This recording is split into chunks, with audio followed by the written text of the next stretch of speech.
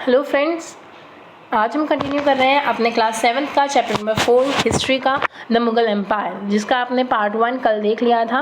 ठीक है, जिसमें हमने देखा था कि किस तरह से इनकी पूरी जीनियोलॉजी थी, कैसे मुग़ल एम्पायर इवॉल्व हुआ, कहाँ से वो आए थे, क्यों आए थे, कैसे कैसे आए। ठीक है, और किस राजा ने क्या क्या मेन काम किए, कहाँ कहाँ अपनी चीज़ें फैलाई, अपना नाम फैलाया। ठीक है, तो अब हम इसके ही आगे देखते हैं कि मुगल के ट्रेडिशन कैसे थे। अब दो तरह के होते हैं, या तो अपने बेटे को, सिर्फ बड़े बेटे को ही ज़मीन मतलब दे दो सारी चीज़ें, और एक तरीका होता है कि सभी बेटों में उन्हें बांट दिया जाए। जब सिर्फ बड़े बेटे को मिलता है तो उसे कहते हैं प्रीमॉर्गेचर। ठीक है, और जब सबको मिलता है उसे कहते हैं कॉपरेंसीज। ठीक है, और आपको पता ही है कॉपर सिनेरी का इन्हें क्या भुगतना पड़ा, एक दूसरे के ये दुश्मन बन गए थे, भाई भाई। चलो ये सब तो चलता रहता है। अगर हम मुगलों की बात करें तो मुगलों की शादी राजपूतों से भी हुई है। आपने जोधा अकबर सीरियल देखा होगा, लेकिन मैं आपको बता दूं कि जोधा अकबर की जो स्टोरी है ये बिल्कुल फेक है। बल्कि अकबर का जो बेटा था, ठीक है, अकबर का बेटा कौन था, अभी उसे बार बार देखेंगे जिससे हमें याद रहे। अकबर का बेटा कौन था, जहांगीर। वास्तव में जहांगीर से जोधा की शादी हुई थी। और ये जो अकबर और जोधा अकबर की जो कहानी होती है ये बिल्कुल फिक्शन है, यानी कि ये ट्रुथ नहीं मानी जाती है। लेकिन स्टिल चलो कोई बात नहीं। जो जहांगीर था उसकी शादी मानी जाती है कि वो राजपूत के एक रूलर, यानी कि अंबेर जगह के जो रूलर थे उनकी बेटी के साथ हुई थी। और जो शाहजहां था उसकी माँ कहाँ की थी, मारवाड़ की रानी थी, यानी कि जोधपुर की रानी थी, यानी कि वही जोधा, यानी कि शाहजहां की माँ थी। ठीक है, शाहजहां की माँ मतलब जहांगीर की वाइफ हुई वो। ठीक है, तो आप देखो आप कितनी स्टोरी होती है। लेकिन हाँ, अगर आप जोधा अकबर सीरियल देखते हो तो आपको पता चलेगा कि कैसे शासन चलता था, कैसे वो सब काम होता था, कितने बड़े रूलर्स थे ये सब। अब मुगल के रिलेशन बाकी रूलर्स के साथ कैसे होते थे। अब देखो, मुगल ज़्यादातर क्या करते थे, उनका मतलब था कि सिर्फ अथॉरिटी को लेना, एक्सेप्ट करना। उनका मतलब ये नहीं था कि किसी को टॉर्चर करना या कुछ करना। ठीक है, तो मुगल ज़्यादातर क्या करते थे, जो भी उनकी बातें नहीं मानते थे उनके साथ तो युद्ध करते थे, और जो ये बातें मान लेते थे भाई ठीक है उनके साथ अच्छे रिलेशंस रखते थे। तो कुछ लोग ऐसे थे जिन्होंने वॉलंटियरली अपने आप को सरेंडर कर दिया, जैसे कुछ राजपूतों ने कर दिया अपनी बेटियों की शादी करवा के मुगलों से, जिससे कि रिलेशन अच्छे बने रहे। ठीक है, जिनमें से एक एग्जाम्पल आपको जोधा का भी मिलता है। लेकिन अगर हम बात करें जो सिसोदिया राजपूत थे मेवाड़ के, उन्होंने बहुत टाइम तक रिफ्यूज़ किया था कि हम अपने आप को झुकाएंगे नहीं। ठीक है, और अगर कोई एक बार बात क्या होती थी कि मुगलों में अगर एक बार कोई हरा देता था किसी को, कोई राजा हार गया, तो बाद में उसे ऑनर यानी कि सम्मान देने के साथ ऐसा काम करते थे और उसे उसका वतन यानी कि उसकी ज़मीन वापस कर देते थे। और वतन को ऐसा जागीर ट्रीट किया जाता था, यानी कि उस जागीर से तुम टैक्स ले सकते हो और हमारे अंडर रह सकते हो, यानी कि उनके अंडर ही रहेंगे लेकिन दूसरे का सम्मान भी करते थे। लेकिन मैंने आपको बताया कि औरंगजेब ने जब शिवाजी को हराया तो उन्होंने शिवाजी का सम्मान नहीं किया और उनकी इंसल्ट करी। लेकिन आपको पता है फिर शिवाजी ने भी क्या किया, शिवाजी ने बाद में 16 वर्ष तक जंगलों में पत्ते खा के और बाद में अपनी युद्ध की सेना वगैरह इकट्ठे करके इनके ऊपर आक्रमण किया था। ठीक है, तो अगर आप बात करें फिर मनसबदार और जागीरदार की, ये सब क्या होता है। अब देखो मनसबदार क्या होता है। जो टर्म है मनसबदार वो रेफर करी गई है उस इंसान को जिसके पास मनसब होता है। मनसब क्या है, रैंक, यानी कि एक ऐसा इंसान जिनके पास कोई रैंक है, कोई ओहदा है मुगल साम्राज्य में। ठीक है, उस ओहदे को तो मनसब कहते हैं लेकिन उस इंसान को मनसबदार कहते हैं। और ओहदे के आधार पर क्या होता है, ये फिक्स होता था कि उसकी रैंक क्या है, ठीक है, उसकी सैलरी क्या रहेगी और उसकी मिलिट्री रिस्पॉन्सिबिलिटीज़ क्या है, इनके वो क्या क्या काम करेगा। और उनकी जो रैंक और सैलरी होती थी वो गिनी जाती थी ज़ात में, यानी कि जैसे आज हम यूज़ करते हैं ना मीटर में कपड़ा नापते हैं, किलोग्राम में वजन नापते हैं, ऐसे ही ज़ात में उनकी सैलरी और उनकी रैंक गिनी जाती थी। जितनी ज़्यादा ज़ात होती थी उनकी उतनी ही ज़्यादा उन्हें सैलरी वगैरह मिलती थी, उतना ही ज़्यादा सम्मान होता था। इन मनसबदारों को करना क्या होता था, इन मनसबदारों को अपने घुड़सवार तैयार करने होते थे, उन्हें ट्रेनिंग देनी होती थी, उन्हें खाना वगैरह देना होता था। और बाद में ये मनसबदार अपने उन घोड़ों को और अपने उन सैनिकों का नाम रजिस्टर करवाते थे मुगलों के पास। और जैसे ही वो नाम रजिस्टर करवाते थे फिर उन मनसबदारों को उन सैनिकों को पे करने के लिए पैसे मिल जाते थे। तो अब देखो बेसिकली स्ट्रक्चर क्या है कि राजा है, राजा के अंडर ये मनसबदार आए, मनसबदारों ने अपने बहुत सारे सैनिक वगैरह रखे। ठीक है, अब ये जो मनसबदार है ये इन्हें ट्रेन करता है। ठीक है, ट्रेन करने के बाद इनके पास रजिस्टर करवाता है। जब रजिस्टर करवा लिया ये लोग पैसे देते हैं इसे, किस काम के लिए, इन्हें पैसे देने के लिए। तो इस तरह से ये ऐसे रूल करते थे पूरा। ठीक है, यहाँ पे एक एग्जाम्पल दिखा रखा है कि लगभग जो नोबल्स थे ज़ात के 5000, अगर किसी की ज़ात है 5000 की तो वो ज़्यादा है, अमीर है, ज़्यादा रैंकर है, ज़्यादा ऊंचे ओहदे पे देन कम्पेयर टू जो जिसकी ज़ात सिर्फ 1000 की है। ठीक है, अगर हम अकबर के शासन में देखें तो सिर्फ 29 मनसबदार थे, यानी कि 29 लोग थे जिन्हें राजा को पे करना पड़ता था। ठीक है, और जिनकी 5000 तक की रैंक ज़ात थी। लेकिन अगर आप औरंगजेब के शासन में देखो तो यही 79 था। इसका मतलब देखो कि शासक जो था, जो राज्य था उसके ऊपर कितना ज़्यादा बर्डन पड़ता था इनकी सैलरीज देने का। तो धीरे धीरे वो बर्डन बढ़ता जा रहा था। अगर आप ये देखो कि मनसबदार को सैलरी में क्या मिलता है, पैसे नहीं मिलते, क्या मिलता है, मनसबदार को ये तो तय है कि रैंक कितनी हो गई तो सैलरी इतनी हो गई, तो उन्हें सैलरीज की तरह क्या मिलता है, उन्हें जागीर स्विच मिलती है। जागीर स्विच क्या होती है, एक तरह से इक्ता की तरह होती है। जो इक्ता आपने पढ़ा था लास्ट चैप्टर में कि इक्ता यानी कि वो लैंड होता है और मुक्ति जो उसके ऊपर वो टैक्स वगैरह लेती हैं, लेकिन ये थोड़ा मुक्ति से अलग थे, यानी कि ये मुक्तिज नहीं थे, ये मनसबदार थे जो कि एक्चुअली क्या कर रहे थे, जागीर को एडमिनिस्टर जो कर रहे थे वहाँ रह के नहीं कर रहे थे।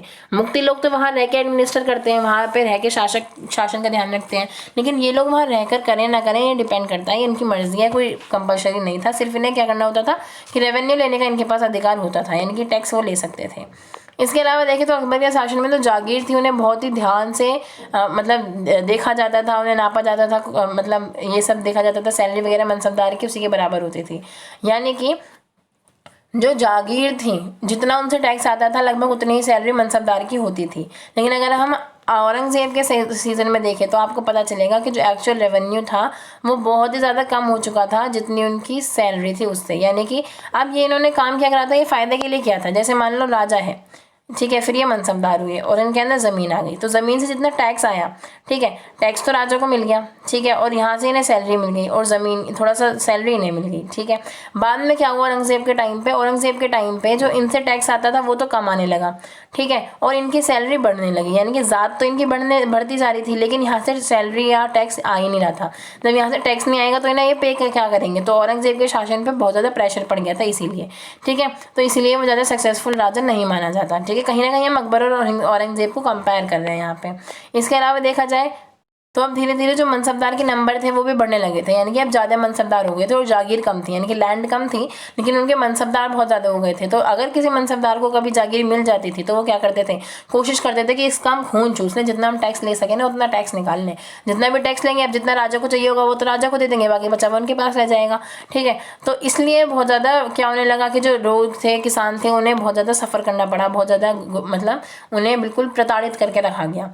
अगर आप बात करोगे ज़ब्त और ज़मींदार की, अब ये क्या होता है ज़ब्त और ज़मींदार, तो कुछ ऐसे एरियाज थे जिन्हें ज़मींदार ट्रीट करते थे, या फिर कह लो कि लोकल सरदार, जैसे कोई गांव हो गया छोटे मोटे, ठीक है, तो उनके ऊपर ज़मींदार बिठा दिया कोई, या फिर गांव का ही कोई सरदार बिठा दिया। अब देखो अब इनका स्ट्रक्चर कैसे बन गया, अब इनका स्ट्रक्चर बना राजा, राजा के नीचे मनसबदार, मनसबदार के नीचे ज़मींदार और ज़मींदार के नीचे गाँव यानी कि मेन लोग, ठीक है।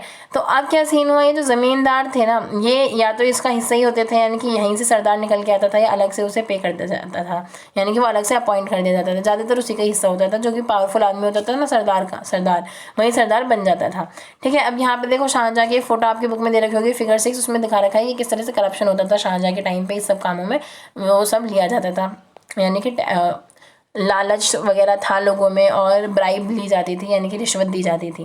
अगर आप बात करो अकबर के रेवेन्यू मिनिस्टर की, आपने नाम सुना होगा टोडरमल का, ये इनके वित्त मंत्री थे, जिन्होंने क्या डिसाइड किया, उन्होंने सारा सर्वे किया कि कौन सी क्रॉप उगती हैं, कहाँ पे कितने प्राइस में कैसे उगती हैं, और उन्होंने 10 साल के लिए उस चीज़ के डाटा को एक प्लान तैयार किया 10 साल का। वो क्या था कि किस लैंड से कितना टैक्स आएगा, कितनी क्रॉप पे और कितना पैसे वगैरह लगेंगे, ये सारी चीज़ें। इससे क्या मतलब था, यानी कि इन्होंने ये सब सेट कर दिया कि उनसे हम कितना रेवेन्यू लेंगे, क्योंकि लोग बहुत ज़्यादा परेशान हो रहे थे। और इसी रेवेन्यू सिस्टम को क्या कहा गया, ज़ब्त कहा गया। क्या कहा गया, ज़ब्त। यानी कि जब टोडरमल ने उस पूरी लैंड को देखा, झांका, और उसके बाद उन्हें बताया कि कितना टैक्स उससे लिया जा सकता है और कितना फिक्स कर दिया कि हाँ भाई इतना टैक्स हम दे सकते हैं और इतना दोगे, उस चीज़ को ज़ब्त कहा गया, ठीक है। अब क्या था, मुगल एडमिनिस्ट्रेशन में बहुत ज़्यादा प्रेवलेंट था कि उनके जो अकाउंट्स थे उन्हें बहुत ज़्यादा केयरफुली ध्यान रखा जाता था, ठीक है। और कभी कभी ज़्यादा दूर के इलाके अगर गुजरात है, बंगाल है, तो ऐसा नहीं हो पाता था, लेकिन वो कोशिश करते थे पूरी की ज़्यादा से ज़्यादा ध्यान रख सकें। अगर हम ज़मींदारी की बात करें तो इन्होंने ज़मींदार्स ने बहुत ज़्यादा अपनी पावर को एक्सेस किया था, इनकी बहुत अच्छे से मज़े लेते थे वो पूरा, ठीक है। कभी कभी उन्हें रेबेलियन भी झेलना पड़ता था, यानी कि कभी कभी उनका विरोध भी होता था, लेकिन विरोध भी इतना ज़्यादा स्ट्रॉन्ग कभी नहीं हो पाया। और जो मुगल एम्पायर था उसकी स्टेबिलिटी जो थी इन्हीं रिवॉल्ट्स की वजह से, जो किसान बार बार दंगे कर देते थे, रिवॉल्ट कर देते थे, कभी कभी उनके नाम पर भी खतरा आ जाता था, मुगलों के नाम पर, लेकिन कभी इतना स्ट्रॉन्ग नहीं हुआ कि एकदम से गिरा दिया जाए, बट हाँ लोग क्रांति करते रहते थे। अगर आप बात करोगे अकबरनामा या फिर आईने अकबरी, अब ये क्या सीन है, जो अकबर थे उनका एक फ्रेंड था अबुल फजल, उन्होंने अबुल फजल से क्या कहा कि भाई तू मेरी हिस्ट्री लिख, मेरा इतिहास लिख। तो उन्होंने अबुल फजल ने अकबर के बारे में 3 वॉल्यूम में छापा है, ठीक है। अकबर के साम्राज्य को 3 वॉल्यूम में बताया है, जिसका टोटल नाम है इनकी मतलब टोटल उसे कहा जाता है अकबरनामा। तीनों पार्ट को जोड़ के जो कहते हैं उसे अकबरनामा कहते हैं। पहला जो है वो अकबर के एंसेस्टर्स के बारे में बताता है, पूर्वजों के बारे में बताता है। दूसरा क्या बताता है, अकबर के टाइम पे कैसे इवेंट्स थे, क्या क्या काम होते थे, क्या क्या लोग करते थे। और जो तीसरा काम है वो आईने अकबरी में है, वो है अकबर का एडमिनिस्ट्रेशन कैसा था। अब देखो, अकबर के एडमिनिस्ट्रेशन को बहुत स्ट्रॉन्ग और अच्छा माना जाता है, इसलिए उसके लिए स्पेशल बुक लिखी गई। और ये सारे काम कि कैसे लोग रहते थे, कैसे आर्मी थी, कैसे ज्योग्राफी थी, पूरा एम्पायर कैसे कल्चरस था, कितना अच्छा था, ठीक है, क्या स्टैटिस्टिक्स थी कि क्रॉप कैसी है, उपज कैसे है, ये सारी चीज़ें हम देखते हैं कि अकबर का बहुत पॉपुलर था और वो आईने अकबरी में लिखा गया है, जो कि आप आगे भी 11th क्लास में पढ़ने वाले हैं बहुत डीपली। अब हम देखते हैं कि अकबर की पॉलिसीज़ कैसी थी। अब हमने उसकी तारीफ तो पढ़ ली, अब देखते हैं थी कैसी। तो आईने अकबरी में लिखा है कि पूरी जो जगह है उसे सूबाज में डिवाइड कर दिया जाता था, ठीक है। टैक्स के लिए तो ज़मीन पे ज़मींदारी वगैरह रख दिया। अब ये सूबे क्यों बांट दिए थे। इन सूबे के ऊपर जो सूबेदार बैठते थे वो क्या करते थे, फंक्शन करते थे राजनीति का और मिलिट्री का, यानी कि किस तरह से सेना को देखना है, किस तरह से लॉ एंड ऑर्डर मेंटेन करना है। तो इस लॉ एंड ऑर्डर को मेंटेन करने के लिए क्या करते थे कि बहुत सारे ऑफिसर्स को बिठाया जाता था। कैसे, हर प्रोविंस में एक फाइनेंशियल ऑफिसर था जिसे हम दीवान कहते हैं, जो कि टैक्स वगैरह देखता था, काउंट करता था। जैसे आजकल अगर आप देखोगे तो अलग अलग पूरे एडमिनिस्ट्रेशन में आपके पूरे जिला जो समिति होती है, जो जिला सरकार होती है, वहाँ पे अलग अलग तरह के लोग होते हैं। जैसे कोई अलग काम करता है, IAS IPS IFS, ये सब अलग अलग काम करते हैं ना, ऐसे ये यहाँ पे काम करते हैं। जैसे फाइनेंशियल ऑफिसर था एक, जिसे दीवान कहते थे। इसके अलावा सपोर्ट मिलती थी जो मिलिट्री पे मास्टर था, जिसे हम बख्शी कहते हैं, जो मिलिट्री से रिलेटेड काम करता था। जो धर्म का और इन सब का चैरिटेबल चीज़ों का ध्यान रखता था उसे सदर कहते थे। जो मिलिट्री कमांडर था उसे फौजदार कहते थे। जो टाउन की पुलिस थी उसे कोतवाल कहते थे। और आप देखोगे इन शब्द को आप आज भी सुनते होगे कि कोतवाली जा रहा हूँ। ये स्टार्ट कहाँ से हुए थे, यहीं अकबर के टाइम से स्टार्ट हुए थे। चलो अब हम देखते हैं नूरजहाँ की। तो नूरजहाँ आपने जो अभी ऊपर देखा था कि जहांगीर की वाइफ थी नूरजहाँ, तो उसका नाम वैसे मेहरुनिसा था, लेकिन 1611 में उसने शादी कर ली जहांगीर से, उसका नाम नूरजहाँ पड़ गया। वो बहुत ही ज़्यादा सपोर्टिव थी, यानी कि वो मोनार्क को, यानी कि पूरे साम्राज्य को बहुत सपोर्ट करती थी, पूरे बहुत अच्छे से देखती थी सबको, ठीक है। तो उसकी इतनी इंपॉर्टेंस थी कि जो सिल्वर के कॉइन्स थे उस पर भी कभी कभी इंस्क्रिप्शन लिखा हुआ था, यानी कि गड़ा हुआ होता था। इसके अलावा कुछ फरमान पे हमें नूरजहाँ की सील मिली है, जहाँ पे हमें देखने को मिलता है कि नूरजहाँ को बहुत ज़्यादा इंपॉर्टेंस दी गई है और कहा गया है कि उनका जो निर्णय है वो बहुत अटल है, बहुत सही है। इसके अलावा कुछ सील्स पे लिखा गया है कि जिस तरह से जो शाह जहांगीर है वो सूरज हैं, तो नूरजहाँ चांद की तरह चमकती हुई हैं, यानी कि इतना उन्हें इंपॉर्टेंस दी गई है। अकबर के जो कमांडर थे वो बहुत ज़्यादा आर्मी रखते थे, ठीक है, रेवेन्यू कलेक्ट करते थे। अब धीरे धीरे क्या हुआ, उन्होंने इंडिपेंडेंट रहना शुरू भी कर दिया था अकबर से, ठीक है, जिसकी वजह से कहीं ना कहीं सेल्फ इंटरेस्ट की वजह से जो उनकी ईमानदारी थी, जो उनकी लॉयल्टी थी, वो कम पड़ रही थी। लेकिन हमेशा वो उसे एज अ अपना सीनियर मानते थे, यानी कि मान लो एक लैंड पे मैंने हथियार लिया, फिर भी यानी कि अकबर से हट के थोड़ा सा वो कर लिया, हथियार लिया, लेकिन फिर भी मैं अकबर को सम्मान तो देती ही थी। इसके अलावा अकबर ने क्या किया, अकबर ने फतेहपुर सीकरी में 1570 के आसपास हर धर्म के लोगों का मीटिंग करना शुरू कर दिया। उसके लिए हर धर्म समान था, उसने बहुत सारे डिस्कशन करने शुरू करे। उसने अपने डिस्कशन में किसे किसे बुलाया, उलमा को। उलमा कौन होते थे, जो मुस्लिम प्रॉफिट होते हैं एक तरह से। ब्राह्मणों को बुलाया, हिंदू जेसिड को बुलाया जो क्रिश्चियन होते हैं, ठीक है, या रोमन कैथोलिक ज़ोरोस्टर, ये सारे धर्म के लोगों को, अलग अलग पंथ के लोगों को बुलाया और वहाँ वो मीटिंग करता था। और उस जगह को कहते थे इबादत खाना, जहाँ पे वो क्या करते थे, डिस्कशन करते थे। और वो इस कंक्लूजन पे पहुंचा कि जितने भी लोग डोगमा होते हैं, डोगमा यानी कि जो चाहते हैं कि रूल्स को बिना क्वेश्चन करें ऐसे ही मान लिया जाए, कोई उसकी तौहीन ना करें, वो ज़्यादातर बायगॉड्स होते हैं। बायगॉड्स कौन होते हैं, जो अपने कल्चर को प्रमोट करते हैं लेकिन दूसरे के कल्चर को डिमीन करते हैं। तो उन्हें लगा कि ये बैलेंस करना चाहिए, तो उन्होंने एक आइडिया निकाला सुलह ए कुल का। सुलह ए कुल का मतलब था यूनिवर्सल पीस, यानी कि हर धर्म का सम्मान करा जाना, हर धर्म में एक टॉलरेंस की भावना लाना कि हम दूसरे के धर्म को इम्पोर्टेंस दे सकते हैं। हम ये नहीं है कि हम लड़ते रहेंगे या फिर हमारा ही धर्म अच्छा है, वो सबके धर्म को अच्छा कह सकते थे। और इसके अलावा अच्छी बात क्या थी कि उन्होंने एथिक्स को, यानी कि अपनी मोरालिटी को, ईमानदारी को, जस्टिस को, पीस को बहुत ज़्यादा आगे करा कि आप एक इंसान ऐसा होना चाहिए जो ईमानदार हो, ये हो वो। तो अकबर इसलिए सबसे बेस्ट राजा माना जाता है, ठीक है। इसके बाद इसी आधार पर जहांगीर और शाहजहां ने भी इस चीज़ को फॉलो किया था, ठीक है, ज़्यादा कोई चेंजेस नहीं किए थे। अगर आप सुलह कुल की बात करें तो जहांगीर ने, जो उनका बेटा था, उन्होंने लिखा है सुलह कुल के बारे में। वो लिखते हैं कि सुलह कुल एक ऐसा, एक तरह से समझ लो कि ये एक ऐसा रूम प्रोवाइड करवाता है, एक ऐसी जगह देता है जिसमें हर क्लास, हर पंथ का लोग आ सकते हैं। कोई भी डोमिनेशन नहीं है, सभी लोग अपनी बातें कर सकते हैं। एक रूम में एक प्रोफेसर होंगे तो उसके अपोजिट वाले विचार के लोग भी होंगे, ठीक है। धीरे धीरे क्या होता है, ये इंटॉलरेंस जो है बढ़ता जाएगा और ये सब ठीक होता रहेगा। जहाँ पे एक ही मॉस्क में सुन्नी और शिया दोनों होंगे, यानी कि एक ही मस्जिद में सुन्नी शिया दोनों होंगे। एक ही चर्च में क्रिश्चियन और जूइश दोनों प्रे कर रहे होंगे, ठीक है। तो यानी कि ये सब क्या था कि यूनिवर्सल पीस की बात करते हैं कि सब लोग सही हैं, सब कुछ शांत है, सब कुछ अच्छा है। ठीक है, अगर हम अकबर की बात करें तो अकबर ने बहुत सारी काम करे किस बारे में, ट्रांसलेशन के, यानी कि संस्कृत से पर्शियन में करना, पर्शियन से संस्कृत में करना। जो हमारी महाभारत, रामायण, लीलावती और ये योगा वशिष्ठा है, इन सबको उन्होंने किस में चेंज करा है, अपनी उर्दू में या फिर के लिए पर्शियन लैंग्वेज में चेंज किया है। ठीक है, जो रज़्मना है, जो रज़्मनामा है वो पर्शियन वर्जन है किसका, महाभारत का, इनके महाभारत का जो पर्शियन वर्जन है उसे रज़्मनामा कहते हैं। इसके अलावा क्या हुआ, जो मुगल एम्पायर थे 17th सेंचुरी के बाद क्या हुआ, 17th सेंचुरी के बाद जो मिलिट्री के लोग थे, यानी कि इनकी जो मिलिट्री एफिशिएंसी थी वो बढ़ी, उन्होंने अपना और कमर्शियल प्रॉस्पेरिटी लाई, यानी कि और अपने आप को समृद्ध किया, इंटरनेशनल ट्रैवल्स करे, अलग अलग देशों से लोग आने लगे। ठीक है, बात वगैरह करने लगे, हर चीज़ों पे वो आगे मतलब जीतने लगे, बहुत सारी समृद्धि बढ़ चुकी थी इनकी। और लेकिन हाँ, इसी समृद्धि के साथ जो बाहर के लोग थे वो ये भी देख रहे थे कि यहाँ पे गरीबी भी बहुत ज़्यादा थी, एक तरफ अगर समृद्धि थी तो दूसरी तरफ गरीबी भी थी। और ये गरीबी जो थी, ये जो असमानता थी, ये बहुत अच्छे से देखने को मिलती थी, कोई ऐसा नहीं है जो छुपी हुई बात हो। जैसे अगर आप बात करोगे कि जो मनसबदार थे, जो हमने भी पढ़ा था मनसबदार, वो लगभग 8000 में से सिर्फ 445 ऐसे थे जो अच्छी रैंक पे थे। अगर आप अच्छी रैंक की बात करोगे 445 थे, यानी कि सिर्फ 5.6% लोग थे। और इन 5.6% लोग को ज़्यादा सैलरी होने की वजह से 61.5% सैलरी दे दी जाती थी। यानी कि अगर तुम सिर्फ 5.6% लोगों को 61.5% सैलरी दोगे तो बाकी को क्या दोगे, कैसे मैनेज करोगे, कैसे सेटिस्फाई करोगे। एक अच्छी बात क्या थी, ये जो मुगल साम्राज्य के सम्राट थे और जो मनसबदार थे वो अपने खर्चा करते थे। खर्चा करने से क्या फ़ायदा होता था कि जो वहाँ के हाथ के बने हुए लोग थे, यानी कि जो हाथ से चीज़ें बनाते थे और जो किसान थे, उन्हें बहुत ज़्यादा हेल्प मिलती थी, उनका बहुत ज़्यादा व्यापार होता था, उनका जो रेवेन्यू का स्केल है वो बढ़ता था। लेकिन हाँ, इतनी ज़रूर बात थी कि इतनी कॉम्प्लिकेटेड सिचुएशन थी कि उनके लिए खाना सिर्फ ये था कि अगर वो आज ले पा रहे हैं तो वो आज ही खा जाएंगे, इतना नहीं था उनका रिसोर्सेज कि वो कुछ और ऐड भी कर सकें और कुछ इन्वेस्टमेंट भी कर सके। तो ये सारी चीज़ें, मुगल लोगों के पास इतनी सत्ता थी, वेल्थ थी, पैसे थे, रिसोर्सेज थे, इसकी वजह से वो बहुत बड़े शासक बने और कहलाए गए। लेकिन बाद में क्या हुआ, धीरे धीरे जो पावरफुल लोग थे वो अब कम होने लगे थे, धीरे धीरे अथॉरिटी कम होने लगी थी, पावरफुल जो सेंटर्स थे वो अलग अलग जगह पे अलग अलग तरह के पावरफुल सेंटर इमर्ज होने लगे थे और मेन वो डायनेस्टी अब धीरे धीरे खत्म होने लगी थी। जैसे कुछ जो लोग थे उन्होंने हैदराबाद और अवध को अपना स्वतंत्र घोषित कर दिया था और अपने खुद वहाँ पे शासन करने लगे थे। ठीक है, फिर भी वो दिल्ली को मास्टर मानते तो थे, लेकिन अलग लोगों ने उन्हें शासन के अंदर ले लिया था। अगर हम इसके बाद देखें किंग्स और क्वींस के बारे में, कहीं और की बात हो रही है और ये कहाँ की बात हो रही है, ओटोमन तुर्की की बात हो रही है। अगर हम ओटोमन तुर्की को मैप में देखें, अब ये देखो जो ओटोमन साम्राज्य वाला एरिया है वो ये वाला है, यानी कि थोड़ा सा अफ्रीका वाला एरिया ले लिया, थोड़ा सा इन्होंने सऊदी अरब वाला एरिया ले लिया। ठीक है, यहाँ यूरोप में भी फैला हुआ है और ईस्ट वो जो सेंट्रल एशिया है वहाँ पे भी। ये ओटोमन साम्राज्य था, यहाँ जहाँ पे जो लोग शासन करते थे उनके बारे में हम बात करने वाले हैं। तो अगर हम यहाँ देखें तो यहाँ के जो सुल्तान थे वो सुलेमान थे, जिन्होंने 1520 से 1566 तक शासन करा।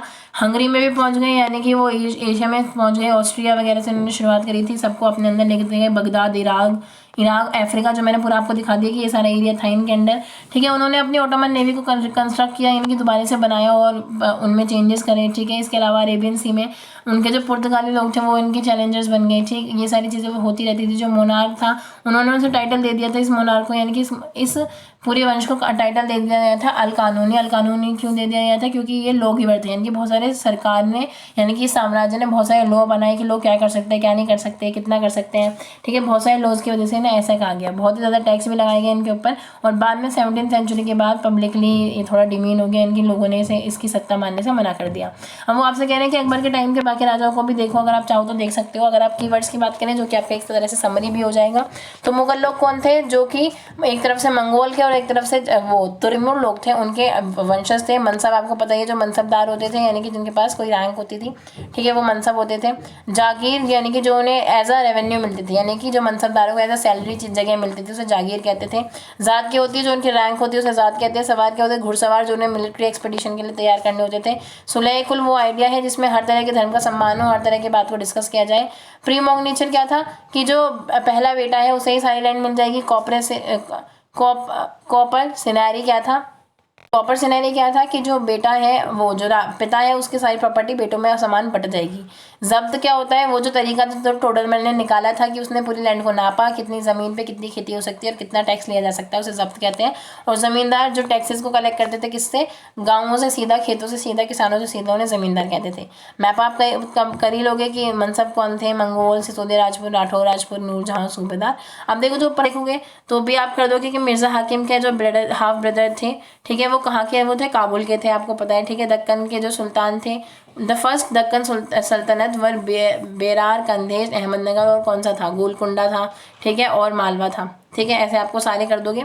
What were the central province under the Mughal के अंदर सेंट्रल प्रोविंस कौन कौन सी थी, ठीक है। मनसबदार और जागीर का रिलेशन क्या था, ठीक है। मनसबदार कौन थे, वो लोग थे जिन्हें वो मिलती थी, यानी कि एक तरह से वो रैंक पे थे, लेकिन जो जागीर थी उनकी एक तरह से सैलरी होती थी कि आपको ये लैंड दे दी गई है, आप वापस से टैक्स निकालो और रखो अपने पास जितना कर सको।